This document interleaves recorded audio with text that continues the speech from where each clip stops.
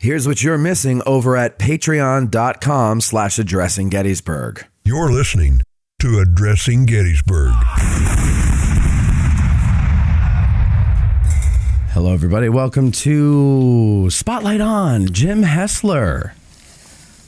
Jim Hessler, you know, as a licensed battlefield guide, co-host of the Battle of Gettysburg podcast, Custer freak, and little Bighorn guide. They don't have a guide program there, but he takes people there on tours.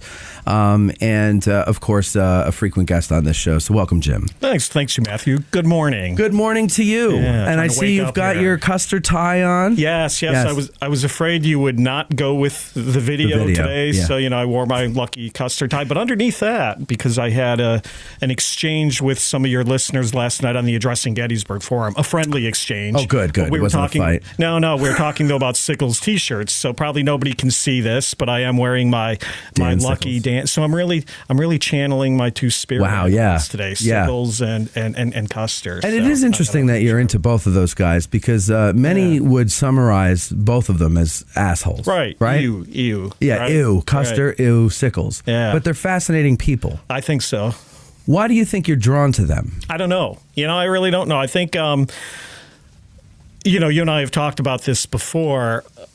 I was drawn to Custer ever since I was a kid, right? And in part, it kind of started, I had one of those Marx Custer action figures. And although it was not nearly as colorful as, I'm adopting today with my new signature piece, the idea that I just thought when I saw the Matthew Brady images of Custer as a kid, I just thought he looked cool. And he does. And I wanted to learn more about him and who this guy was. And then, probably my father or one of my parents probably told me, well, he was, killed in battle and all of his men were killed and nobody really knows what happened. And I think the mystery of that appealed to me, too. So for Custer, you have the persona and you have the mystery.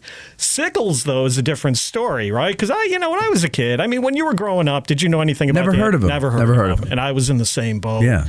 But when I became a battlefield guide and I started guiding, I found that I liked telling Sickles stories. And I think more importantly, people reacted to Sickles stories. It's not just battle stuff. Sometimes if you have, a spouse in the back seat who maybe isn't into the battle, and you kind of turn around and said, well, he slept with the Queen of Spain, and all of a sudden the eyes light up, and you can go off in a different direction. So I think, though, kind of like my draw to you, I'm just drawn to flawed individuals, right? Let's just put Thank you, Jim. Thank you. That way, That's right? so kind of you. I think all the listeners out there would agree with that assessment of Matt. Right? I'm happy to be in the class of Custer and Sickles. Yeah. Thank you so much. No, but I think you're right. Like with Sickles, well, first of all, you have more opportunity to talk about Sickles because most people don't go to East Cavalry Field on a tour. Yeah, right. So, number one, if you have to have a colorful character, he's the man, right? But what an interesting life, though, the guy had. He was a character. He was an interesting fellow. I think every good story, and you know this as much as anybody, Gettysburg, to appeal and to reach people needs to be is a story. Yeah. And every good story needs a villain. Yes. Right? And whether you like Sickles or not, he's still a very stereotypical but a convenient villain in the story. And so, you're right. I think that aspect can appeal to really anybody, regardless of, quote unquote, what side of the debate you're on, sort of thing. But he's the villain in the story. Yeah. Every good story needs that. And I think having a villain like Sickles helps perpetuate the Gettysburg story forward. Mm-hmm. As opposed to, they were all just heroes. They were all marble men. Right. They're not. No, they're not. They're human beings. We're not. Right. They're human beings. Well, I don't know about that. Notice how I keep coming back to Matt's character flaws. Anybody catching on to that? Yeah. We're only 2 minutes in, and I've already. I'm not perfect, is the point, folks. Contrary to popular belief. Right.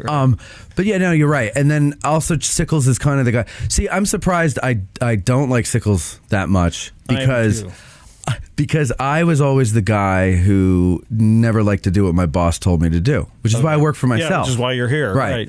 So, so Mead, Mead is like this cranky, old, never smiles type of character, right? Or at least that's the way people think of him. And Sickles is this guy who, has an idea and I got to do my idea. And, it's just like, and so that should appeal to me because I was always that guy. Right. The thing is, if in a work situation, even if I had a better idea, if the answer was no, the answer was no. Okay. And I kept it that way. So you wouldn't I wouldn't go rogue. take the law into your own hands, No. so to speak. No. Okay, yeah. So that's probably why I don't like Sickles. All right. Because it's like, at the end of the day, you did not have permission to do that. Yeah. Whether it was good or bad, and you can debate that until the cows come home, we'll never know because he never stayed where he was supposed to be, so the battle didn't happen both ways. It happened one way. Right. But it's just you didn't have orders to do that. I think the other thing too, and we've said this on our show a couple of times, and I really believe this. And look, I'm not taking shots at anybody. Please, I don't want to see. Well, except for Matt, because we expect that, right? But right. I don't want to see any YouTube comment. Or he did, but I do really feel this way in 2022. History ebbs and flows.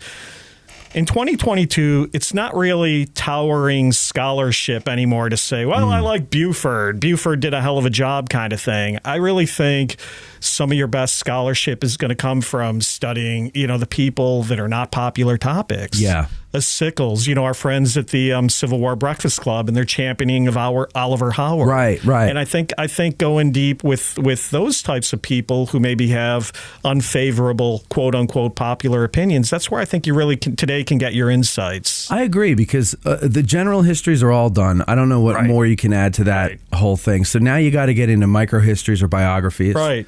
And that's good, because I think it's going to give us a fuller picture of the battle eventually when there's more in there.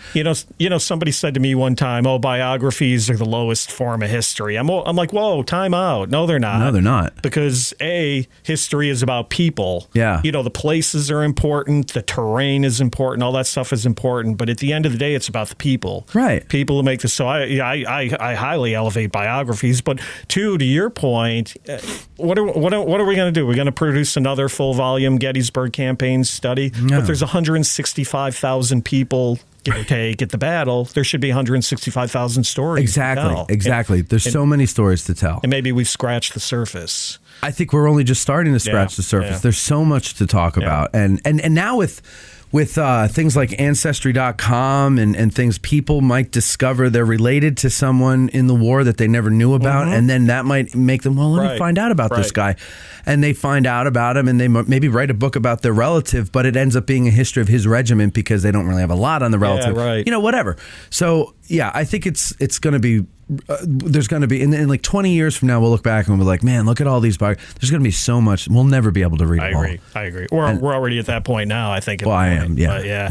But, and you're right about that. And, they don't all have to be likable people. In fact, they shouldn't be. Because if everybody is likable, then there's a portion of that story you're whitewashing. Yep. And, people, you're a Sickles fan and all of that. I'm a fan of a good story. Yeah. And Sickles is a great story. And, that's what I'm interested in.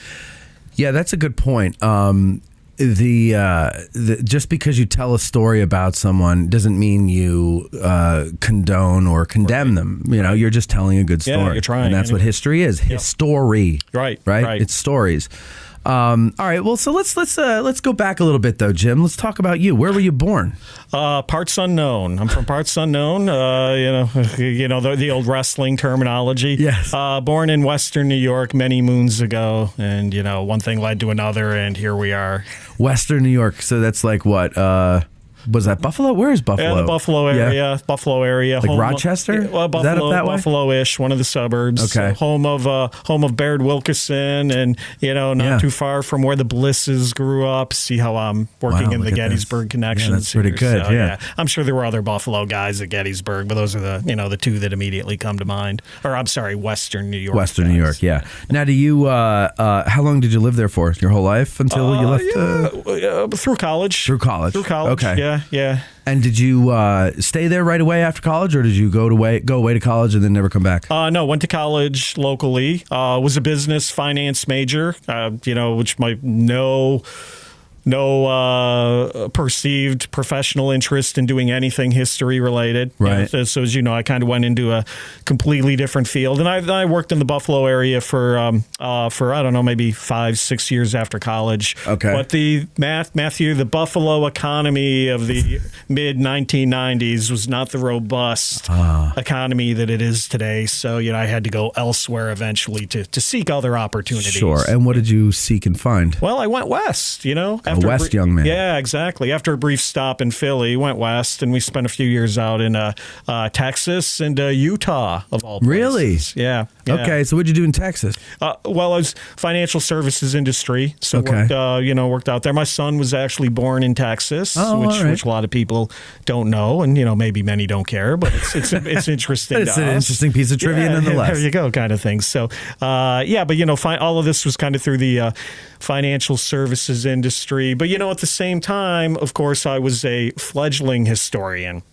So when the day job had me frustrated or weekends or whatever, I was acquiring all of the books, and I'd always been, as I've said, I've always been a Custer, Little Bighorn, Indian Wars enthusiast, kind of thing. So I always had a ton of books on that. But somewhere around the early to mid 90s, the Gettysburg bug caught me. And, that was when I started stockpiling the Gettysburg library. What bit you that gave you the Gettysburg bug? Yeah, I don't really know. I mean, I imagine when you do these guide spotlights, 99% of us are going to come on here and say, "Oh, I remember coming to Gettysburg as a kid, and Dad put me on cannons and all that stuff." Right.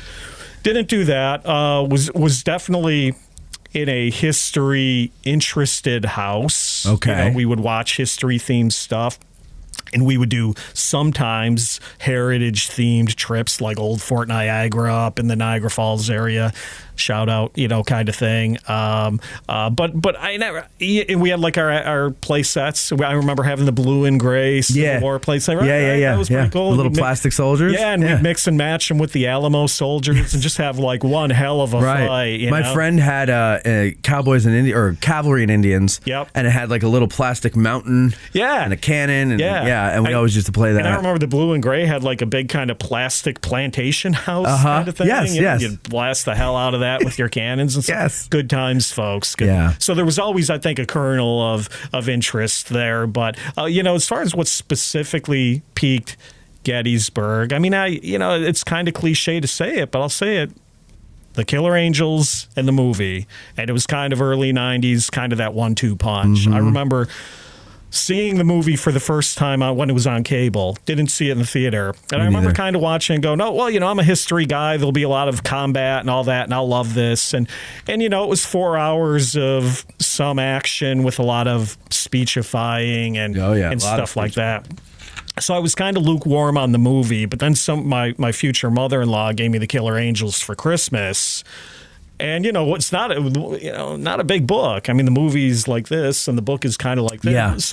So I read the book pretty quickly, found that to be a page-turner, went back and went to the movie, revisited the movie and said, oh, okay, now I get what they're trying to do. And so it was just kind of the 1-2 punch clicking. So if Bo Brinkman were here today, I'd hug him. Because I might not be here. I'm sure a lot of other people could say that too. Well, a lot of people do say that. Not necessarily guides, but Well, I know we can't, right? Well, because most of the guides I've interviewed, except for no, that's not true. They're not older than you. Only Bob Steenstra is older than you. Many of them are older, right? I mean, I'm not the ones I've interviewed. I like to think I'm still one of the youngers, even though I know I'm probably. Well, yeah.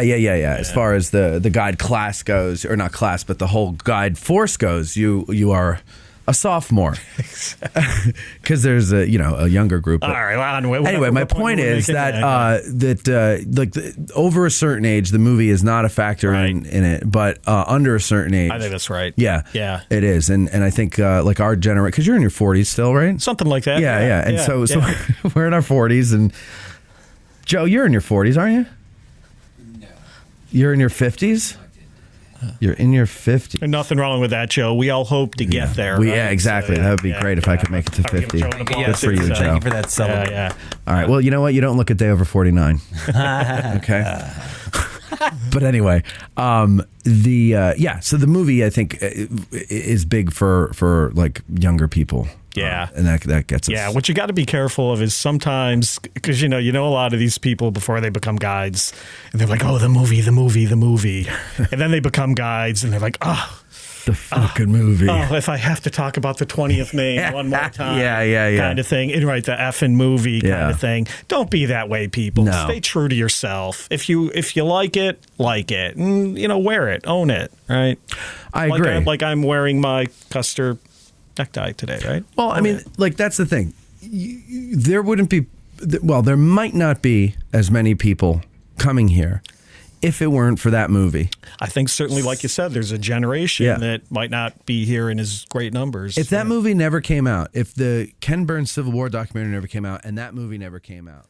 Listen to the rest of this interview and dozens like it. Support the show and get early access to special episodes, early and discounted ticket sales, and more. The second lieutenant level and above gets access to all monthly Patreon episodes. So please go to patreon.com/addressing Gettysburg, choose a tier, and join. And I thank you in advance.